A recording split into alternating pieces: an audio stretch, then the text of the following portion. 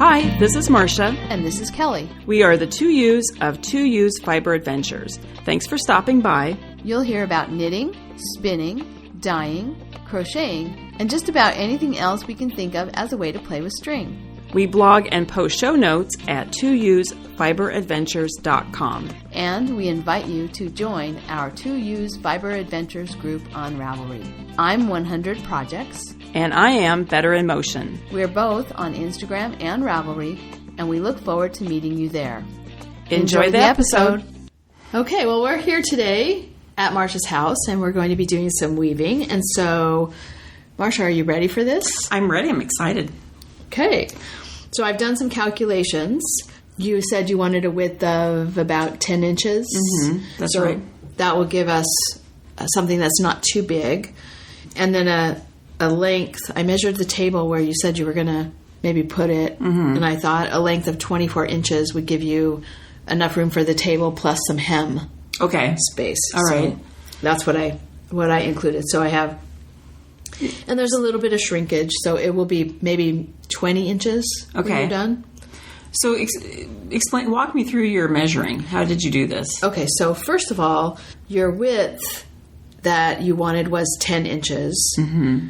And it'll probably shrink a little bit. And so it'll end up about 9 inches. But still, I think 10 inches is a good start because you take the 10 inches and then your reed... your warp is going to be 12 warp ends in every inch. Okay. And so the 10 inches times the 12 ends per inch gives you 120 ends. Okay. So that's 120 threads that you'll have to thread through the reed and then also through the heddles. Okay. And so that sounds like a lot. It does. I mean, are you staying another week? Okay, no. We have to get this done today. Well, we might not get everything threaded, but I think we can get everything threaded. Between the two of us, I think we'll be able to do that. So 120 M's to thread. And then the other calculation that I did was the length of how much yarn you would need. Mm-hmm. So you wanted 24 inches, including hems, and that includes some for shrinkage. Plus, I estimate about 20 inches of loom waste for your loom. And so that's a total of 44 inches. Okay. And so 44 inches, and there are 120 of those warp threads that are each 44 inches. And so 44 inches times 120 ends gives us 5,280 inches. Okay. And then since there's 36 inches in a yard, I divided by 36. Mm-hmm. I hope everyone's not freaking out about the math at this point. But anyway, it comes out to 146 2/3 yards. Oh, that's not very much. No, it really isn't. And I just rounded it to 150 yards. So your warp is going to take about 150 yards. Okay. So that you clearly have that in your yarn. What we did yesterday is we went through the stash, and I had a yarn. Actually, this is yarn I got at the Knockers retreat from the D-stash table. Okay. So it's spirit yarn that's now going to be made into another project. So I have kind of like, the one is like a bright yellow and red, kind of, and then the other one is like soft brown, soft pinkish red, kind of a... So we decided, similar red in the other skein. The bright yellow and red one, this is the one that we're going to use for the warp because you said it's a little finer. Yeah, it's more of a lace weight, where the other one is maybe a fingering weight. And since you have a reed that has 12 dents per inch, 12 slots in every inch, the lace weight will be nice in that because it won't rub on the, I think the fingering weight would probably work okay too, but that's a nice. I think that lace weight is a nice warp yarn. So okay. And I have a question. When you're warping, you can't have any knots. There has to be that each length has no knots. Right. You don't want, in your 44 inches that's going the length of the loom. Okay. You don't want there to be a knot. Okay. Now, occasionally you have breakage and there's something you can, it's not a knot, but there's something that you can do for if something breaks. Okay. But we'll get to that. That's not for a first project. Okay. We won't talk about that. Yeah. If you have a breakage, we will deal with it, but let's hope we don't. And so really that's all we need is that we need to make 120 strands of yarn that are each 44 inches long. Okay. And so now how are we going to do that? Well, normally what I would do is use a warping board, which is a square board with pegs sticking out of it. And going from one peg to another peg is a yard. Okay. And so you can say, if I need 150, let's see, if I need 44, each strand to be 44 inches, that's, like a yard and a half, say. So I'm making a yard and a half long warp. And so I would string, around one and another, and around one and another. Okay. So you kind of you're basically just stringing across pegs. So what we've done is we have scouted around Marsha's house, and I found a chair that has a little finial at the top that we're using for one peg. And then she has a stand that's holding a musical instrument on the wall that has another peg. And so we're just going to spread those apart so they're 44 inches, and we're going to wind between them. Okay. So we'll tie onto one, tie onto the chair, and then from there we'll go over to the peg on the wall, back to the chair, back to the peg on the wall. And so that'll be 44 inches. Right. And then so you're making like a giant skein? Basically, yes. But then are you then cutting those ends? No. No, okay. I'm getting ahead of the game. Yeah. I mean, eventually you do, but you don't do that right away. Okay, all right. Yeah. So we're going to make a giant skein that'll be 44 inches long. Okay. And, all together in the skein shape. And then we'll use that to warp onto the loom. Okay. Now, there's one little thing that with a warping board you're able to do. It's called a cross, where it allows you to keep your yarns all in order, right? So all lined up. That's something we're not going to be able to do with the equipment that we have. Okay. But with only 120 ends, it'll be fine. Okay. And in fact, I don't think we'll be able to wind all 120 ends at the same time. Normally on a warping board, I would do that. I would just count to 120 doing that winding.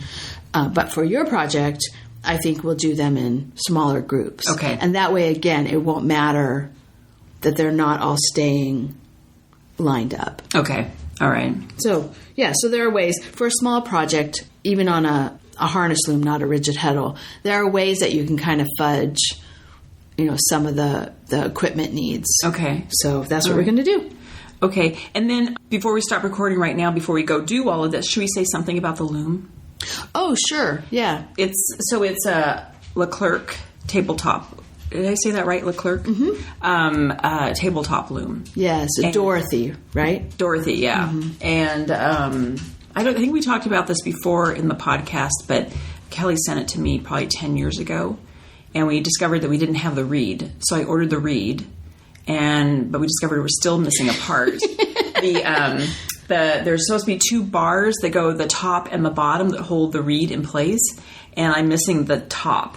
Right. So we have it held in place with duct tape. Yes, and actually it's working really well. Yeah, it's working really well. So I need to call. I haven't had a chance yet to call, but I need to call and see if I can just order that top part for future projects. But it's just jerry-rigged. And that's one thing, well... I don't know if this is true about all weavers' experience, but my weaving experience was mostly self-taught at the beginning, and then, with somebody's old equipment. And then when I took the weaving class, of course, it's a public agency and you make do. We know how to make do in the public school system.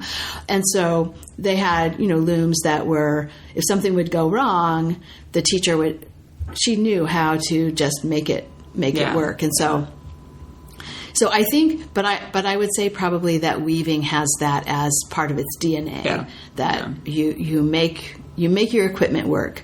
Unlike knitting where, I need a needle with a 12-inch cable.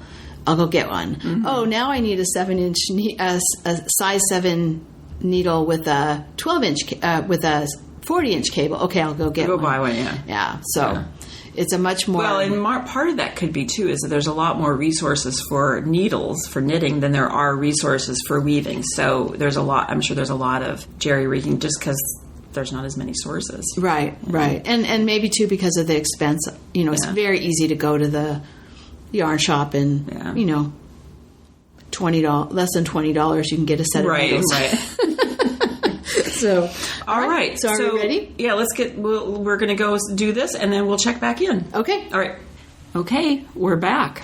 Yes, we took a little break, and we actually got a lot accomplished. Yeah. So, and we're celebrating by having a drink. Cheers. Cheers.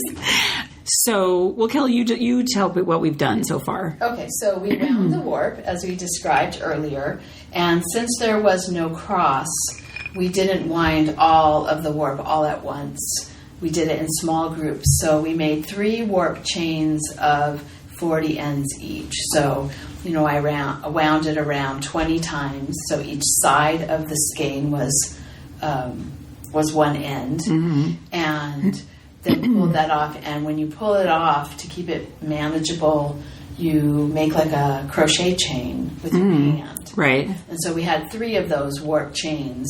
Each of them had 40 ends. And then the next step was to thread each one of those threads.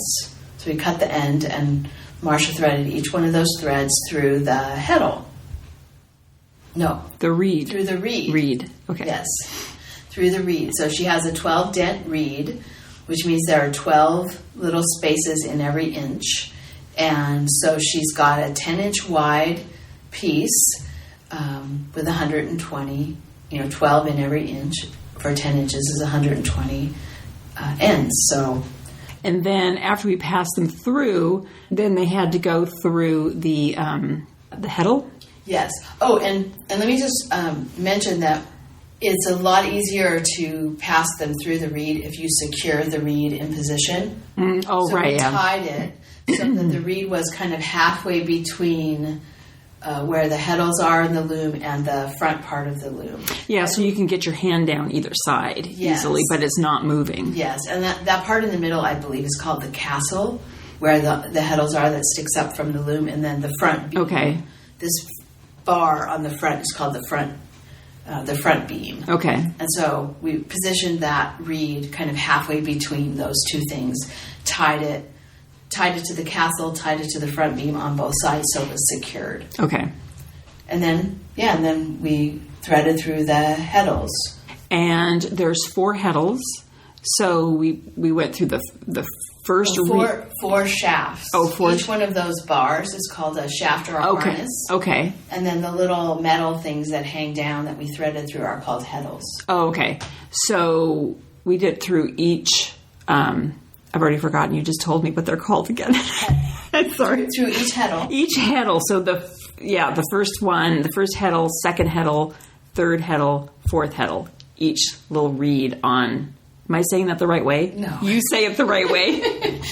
I know what I did, but I can't describe it. So the first thread. So she's doing what's called a straight draw. So the first thread went through the heddle on the first harness, and then the second thread went through a heddle on the second harness, and then the third thread went through a heddle on the third harness, and then the fourth thread went through a heddle on the fourth harness. Right. And then you start back again with the front harness. Right, and you do that all over again, and just keep repeating that. Right. So okay. You have groups of 4.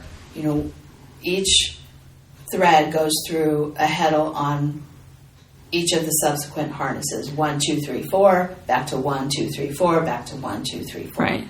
And that's called straight draw.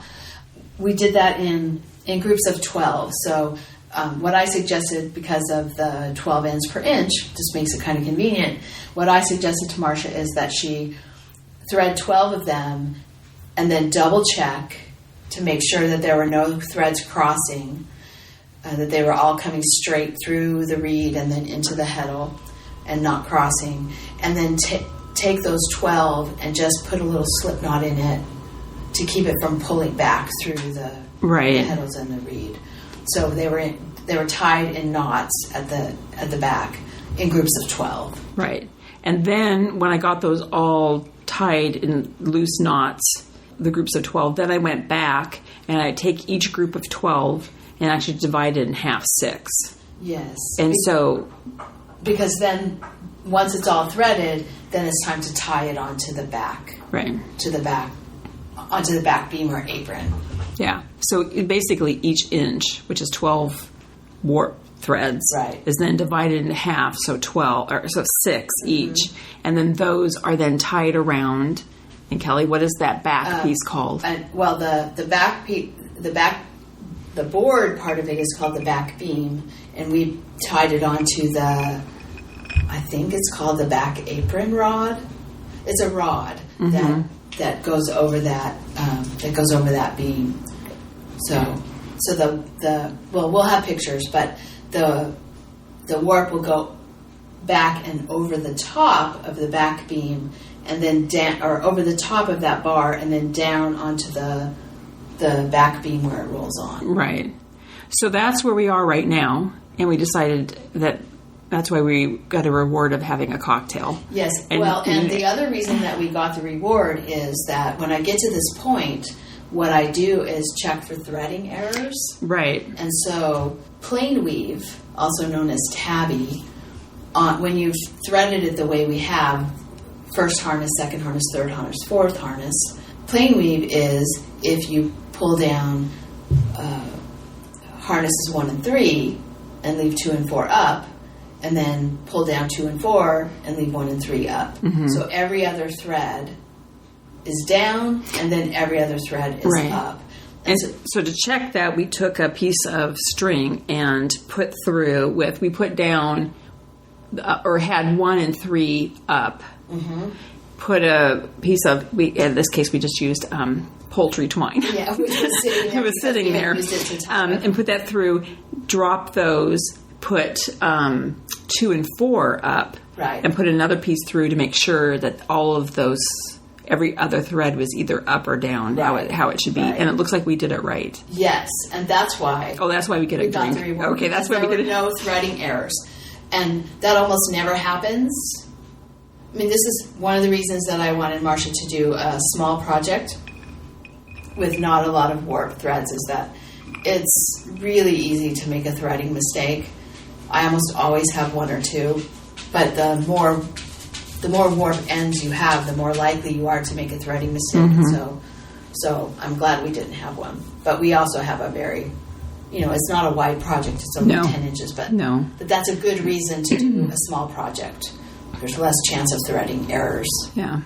And that's also why I have the practice of, I'll thread, like, in this case we did 4 threads, another 4 threads, another 4 threads. That was 12.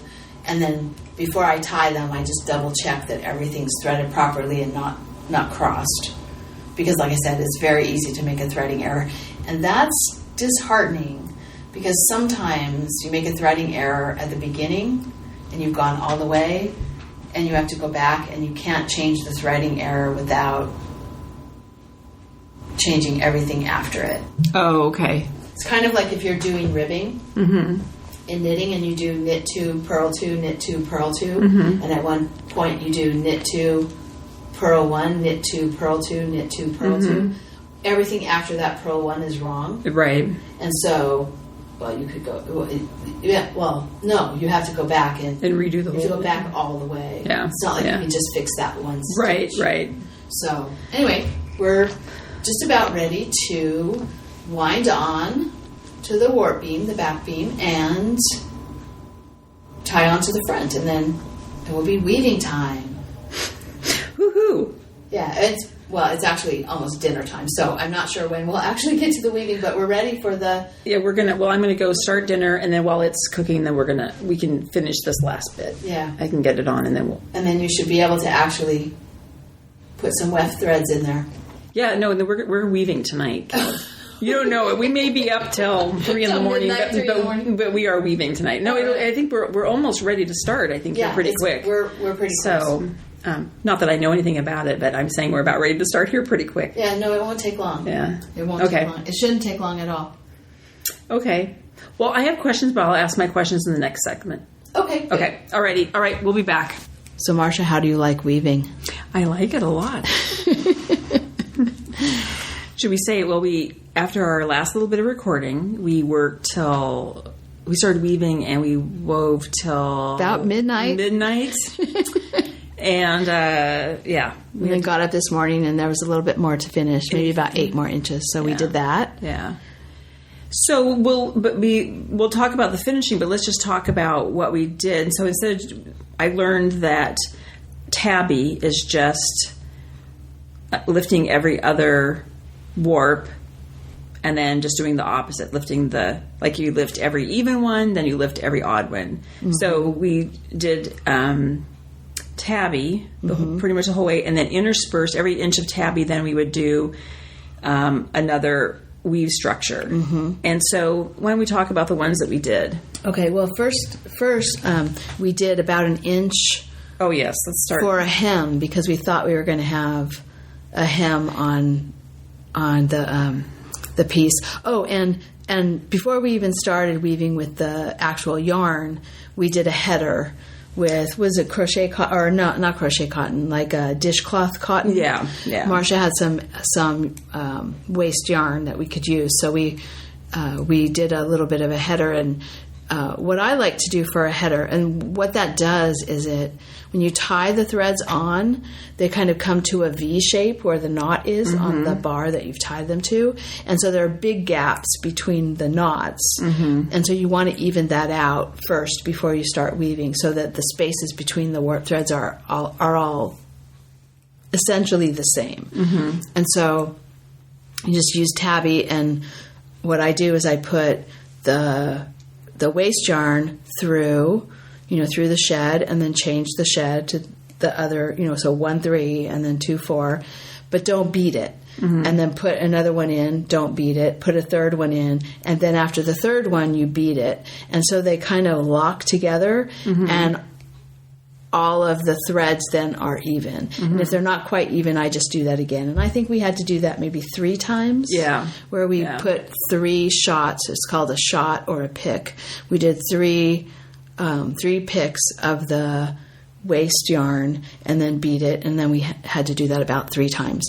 So it was about maybe, I don't know, about 3 inches? Yeah, probably about 3 inches. Of waste, of header before we got started.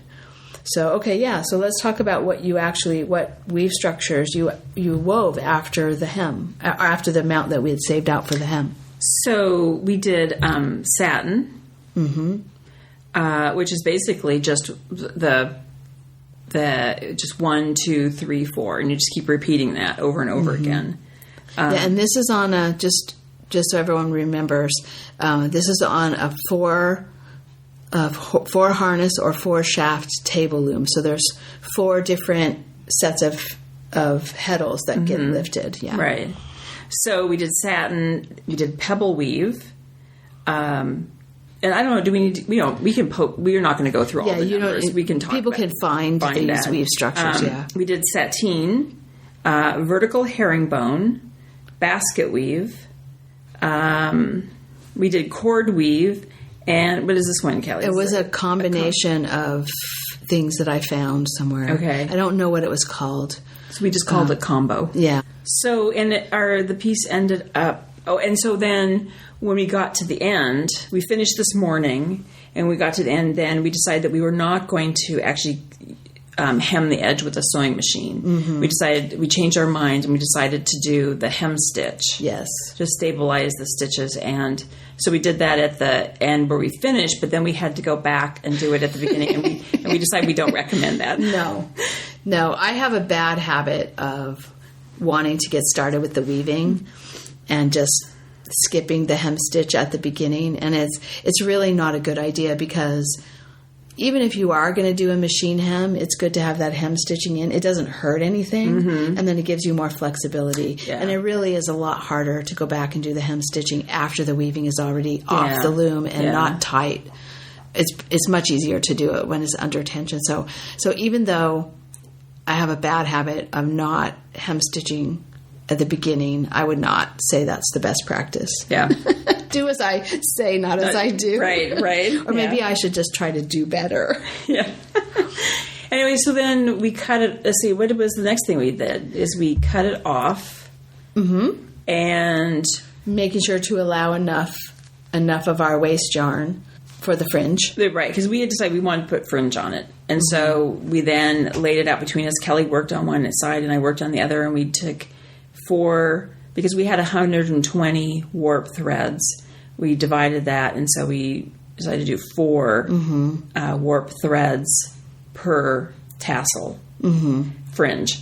And so we tied all those off, and then we changed our minds again, and we decided to go back and what do you call what we did with the fringe? We basically, so if there's 4 threads in the fringe, we took 2 and 2 and twisted them clockwise, and then let them ply back on each other counterclockwise, and then tied a knot. And so it made a nice, because as Kelly pointed out, if you would leave the fringe just with all of those, you can do the individual yarns. It tends to, as in the washing and just daily use, it's going to get kind of tangled and matted. And so this is a little bit tidier way of doing it. So the individual yarns sometimes come unplied when you, with use. Yeah. They come unplied, and so then you have just kind of fuzz at the bottom. So the first knots that we did of the 4 strands, you knot it and you then tuck it up against the hem stitch. Yeah. And then we did the plying and then did the knots at the other end. So it came out really pretty. Yeah. It's really, and so, and then we washed it and washed it quite aggressively too. Yeah. Put it in pretty as warm as water as we could touch. And we discovered that Kelly can touch hotter water than I can touch. It's from my years as a waitress. Yes. And then we really agitated it in the water. So the goal is not to felt it, but to get... Yeah, sort of full it. Yeah. Get all the fibers to kind of lock together. It kind of depends what you're going for, but my feeling about weaving is you don't want to pack it down. When you're weaving it, you don't want to really pack it down hard unless you want a really stiff fabric. When Marsha was first starting the weaving and she was packing it, I'm like, okay, remember, Marsha, you're not making a rug. Leave space between your fibers. So you have space between your fibers, and you want there to be enough space that they can bloom and kind of lock together as they get a little more fuzzy. And so I think weaving, when it comes off the loom, often looks sort of burlap-ish. And then when you wet finish it, it all sort of melds together a little bit better. Yeah. And depending on how aggressively, how much you full it, you can get it quite dense, or you can get it, to be still fairly loose. So I think that I think it turned out really well, and I have pictures of before and after. I'll have pictures of before and after the fulling. I think we could have actually had a little denser set of the warp threads, a few more warp threads per inch. They call it sleazy fabric that's a little too open and gauzy, and I don't think it's too open and gauzy, but it's more than I expected. It stayed a little more open than I expected in the washing. Yeah, I think I thought it was going to poof more. Yeah. That's a technical term. Yeah. Poof. But I thought it was going to, bloom more. Yeah, and I mean, it sort of was unidentified yarn, too. Well, yeah. So it might have had silk in it, and maybe that's why it didn't bloom. It was some lace weight. I don't know if I mentioned this before, but it was yarn that I got on the de-stash table at the Knockers retreat. And there was no label on it, so we had no idea what it was. Sort of mystery lace weight. And we didn't do any kind of burn test to find out. Definitely wool, but it might have had wool and silk in it, or it might have been a type of wool that just doesn't bloom as much. Yeah. Yeah. Do you ever, if you were going to do a project, would you do like a test swatch? Like you do a test swatch on it? So what you could do is warp a little extra, and you probably should. I mean, if you're really wanting to have something come out a specific way, so you would, get it all slayed and put all the threads through the reed, put all the threads through the heddles, do a little sample, and then you could, so you have extra warp for this. So then you do that little sample, cut it off, wash it. Just make sure it's what you want. Mm-hmm. Now, if it's not what you want, then it's kind of sad. It's sad because then you've got all of that. Because then you have to unthread and rethread everything, and that might be a little unpleasant.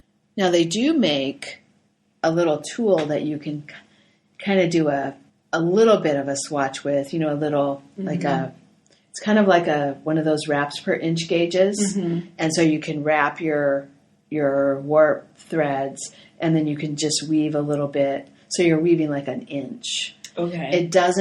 It's not something that you can really take off and wash and see it that way, but it does give you an idea. Okay. And then with experience too, you kind of get an idea of, oh, maybe that's a little too open. Yeah, I thought about it as we were putting it on that maybe it was a little too open, but then I thought, no, it'll bloom. So actually, I think, and the jury's still out, because once you have it dry, once you dry it and we look at it, we might decide that it just needs to be folded a little bit more, or you might really like it the way it is. Yeah, I think it would, this would not be good for a placemat, right? Right. It's because it's too big. If it'd be good for a scarf. Right. In fact, it would be a really good fabric for something like a scarf, because often woven fabric is too stiff. Mm-hmm. If you pack it too much, it's too stiff. And so this is nice and drapey. The fabric is nice and drapey. Yeah. But like these placemats that are on the table, well, they're a different weave structure, but see how dense they are. Yeah. Yeah, that's very dense. And yours wasn't like that. Yeah. But that was not the intent. Right. But it was just, I mean, the more you do this, the more you learn about how to combine the yarns to get what you want. Right, right. And when you first start, it's better, just like with knitting, or with spinning, I guess, more than knitting. With spinning, when you first start, it's better to just be open to what you get, as opposed to strive to get a particular thing. Yeah. I think you learn more that way, and there's a lot less frustration. You're just weaving, and then when you get done and you see what it's like, then you're just open to that. Yeah. So I did have questions, and I think that when we stopped recording last night, I said I had other questions that we were going to bring up, and the next time we came back to record. And of course, fortunately, Kelly wrote them all down. So let's go over my questions I had. So one of the questions you asked was about the header, and that what kind of yarn do you use for that header? Right. And so we've talked about that. Yeah, just waste yarn. I often, because I have them, and this is what was used in the weaving class, strips of fabric. A lot of times you want something that's thicker than the yarn you're using. And so if you're using worsted weight yarn, it would be good to be able to use strips of fabric as your header, or if you have a bulky or chunky yarn, to use that. But I have a few different balls of strips of fabric that I just made when I was taking the weaving class to have header material. And I've used cut up T-shirts and different things. So what was your other question? Oh, about can you change the pattern? Oh, right. So what we were doing is we were doing the tabby, which is basically just the very sort of the classic plain weave structure. And so then when we started doing all these other weave structures like the satin and the pebble weave and the sateen, my question was how do you know when to change? When is it okay to change? Because it's to change that weave structure, because it is the satin is actually forming a diagonal pattern. And so when would you, if you wanted to make a chevron, when would you change? Whenever you want. Yeah, and I guess that's what with knitting, there are kind of rules about when you change things.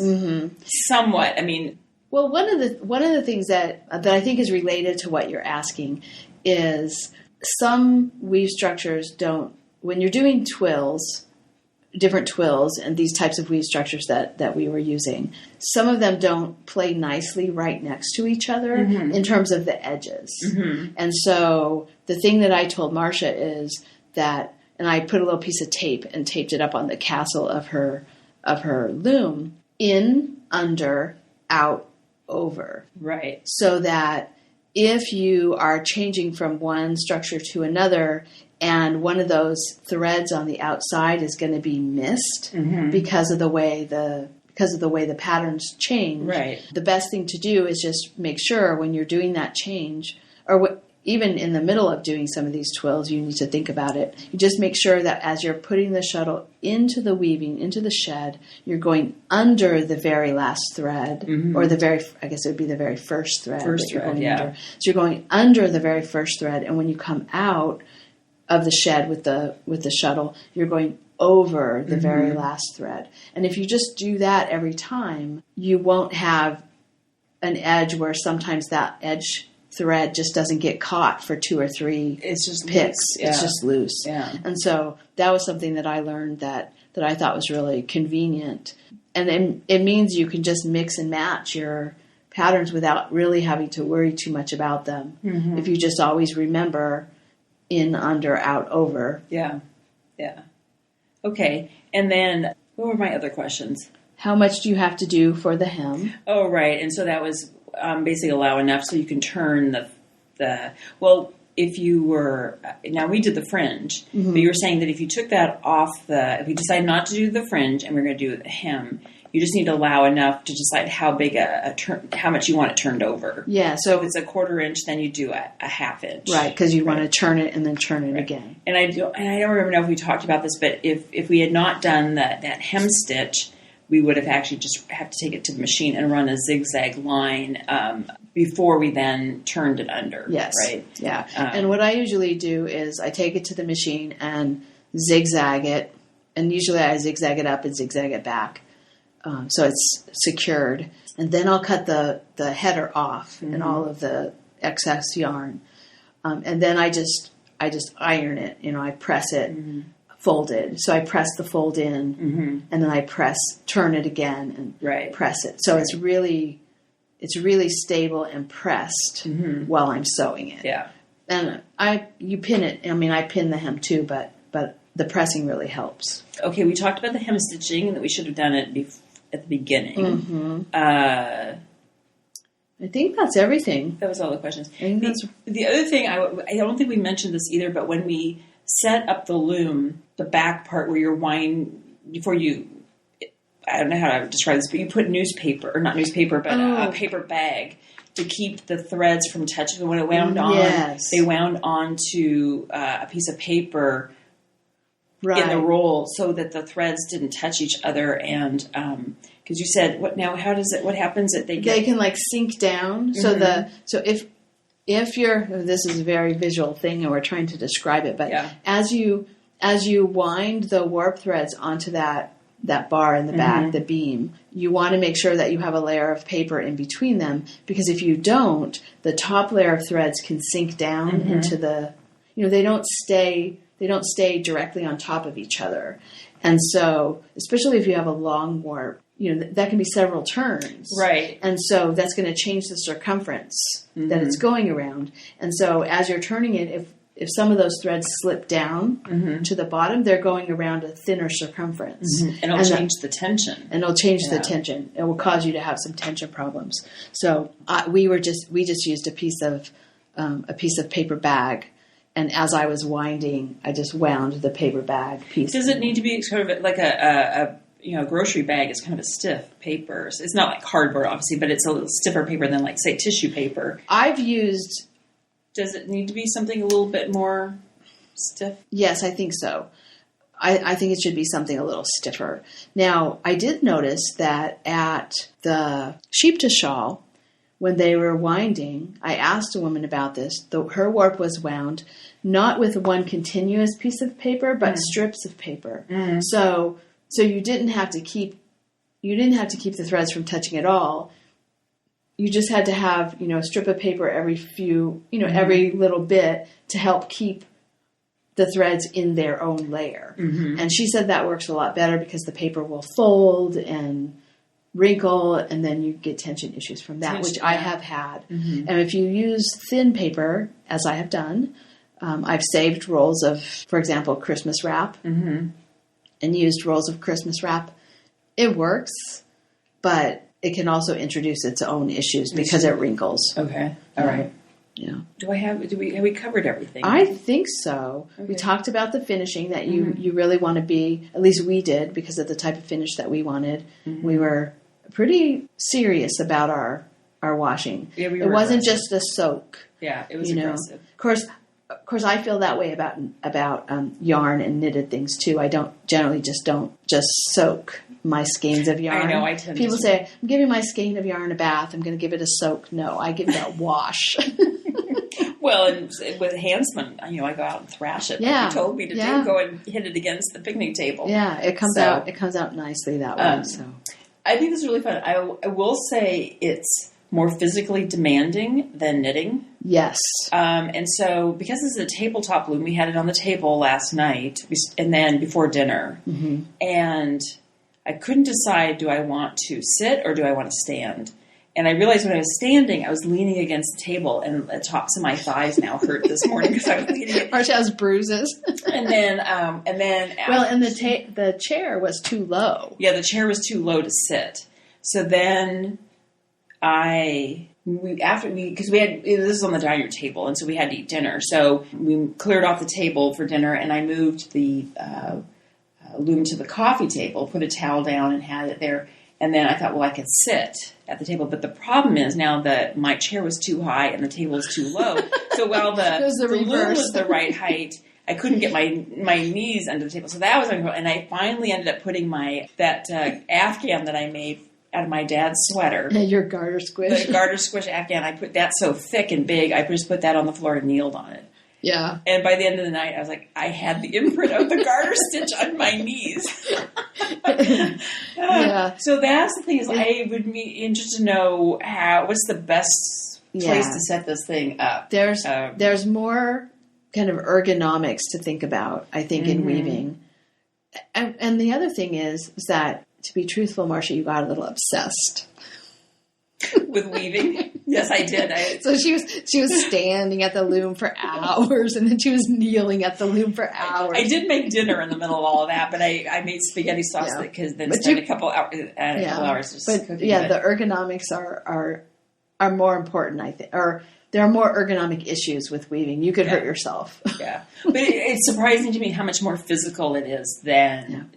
Obviously knitting, crocheting, but more physical than spinning. Yeah. Because spinning is physical, but you're not stretching, bending, trying to get your eyes lined up with the thing you're threading. Because even the threading can be... The threading is, and we had 120, but I can't even, now, I don't, how do you do a loom, like your big loom? Yeah. Because I can't see. We're too old.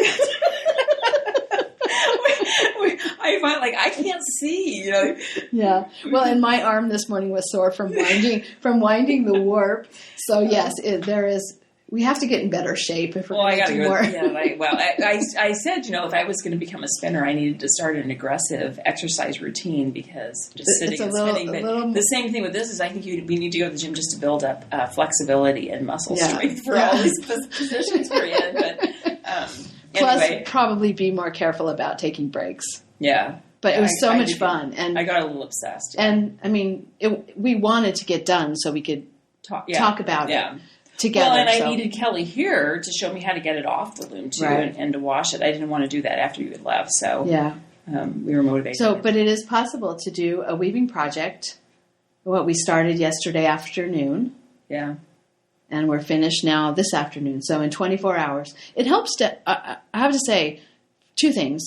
It helped to have a project that was small. Mm-hmm. I know Marsha was a little bit hesitant to just do something as small as what I was suggesting, like a sampler. Well, right? That's always my mindset. It's I'm going to make a sweater. Right. I mean, I always want to make something. Right. And that's in this case, it was really important to just do a little thing like this. Yeah, and so that's one thing is choose a little project. And then and give yourself the opportunity to experiment with different weave structures. And then the other thing that I think is it's nice if you have a comrade in arms. If you have a friend who you can do a weaving with. It was kind of nice yesterday that you could weave for a while, then I will for a while, and then we both threaded. Like you threaded the reed while then I started threading the heddles, and after you had gotten a ways along on the reed, I was able to start threading the heddles. Yeah. And then today we were both twisting fringe and knotting the edges because we had both ends to do. So you did one end and I did the other end, and so that makes it kind of nice because you can get a project done even faster if you do that. Yeah. So, and the last thing I'm going to say about this, and I don't think we talked about this yet, is the yarn that we used was not. I actually had it in the de-stash pile for our meetup on Sunday to get rid of, and we pulled it out at the last minute to use for this weaving project, and I didn't think it was particularly good looking yarn. That's why I had it in the de-stash pile. I'm amazed at how beautiful it is. Yeah, it turned out really pretty. I really don't think there is any ugly yarn. Kelly, is there any ugly yarn in this world? There might be. There might be, but it can be transformed. There's probably some purpose that it would be perfect for. Yeah, so I mean, the yarn is completely transformed. Yeah. By this weaving project. The colors are beautiful. Yeah. And it was and we'll post a picture of what the yarn looked like, but it was orange. Yeah. Kind of an orange tangerine. Kind of a gold, there was kind of a goldy yellow. Right. And then the orange and then red. One end of it is like they had dipped it in the dye pot kind of red. Mm-hmm. And I couldn't imagine how this was going to knit up. But it is really pretty. Yeah. Woven. Yeah, so, I really like it.